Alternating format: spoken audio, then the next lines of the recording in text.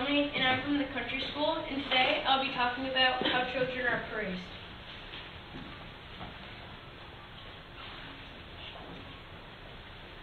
Why does it matter how you are praised? Well, there are two typical ways you can be praised. One is effort, and the other is intelligence. If you're praised for effort, it means after you do something, being a sports event or a test, you're praised for how hard you tried or how much fun you had, versus being praised for intelligence, which is how smart you are or how good you are at it. There was a lady named Carol Dweck who did a study with over 400 fifth graders. She split them into two groups and praised each group for intelligence or effort. There was a series of tests. The first test was a very basic, easy, and simple one. Every single student nailed it, and they could do it with ease. But there was a difference. One group was told they tried their hardest. The others were told they were so good at it.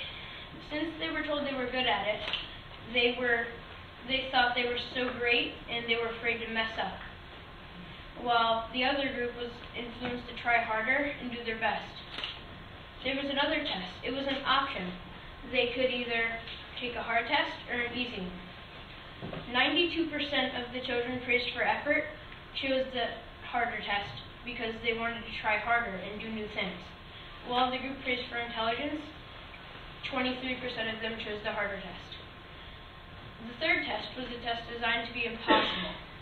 None of them did well on it, but the group praised for effort knew they tried their hardest, and they actually said it was fun after.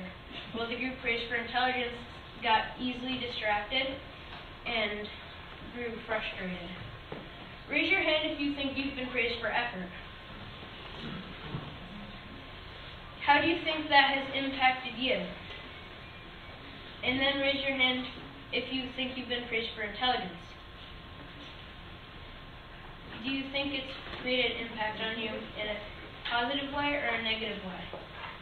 A connection in me was when I was 6 years old. I had my first soccer game. After the game, my parents actually told me I was really good and did great, being praised for intelligence. But my uncle told my parents that it was actually better if they were praised for effort. My parents were mad, and they thought, what did he know?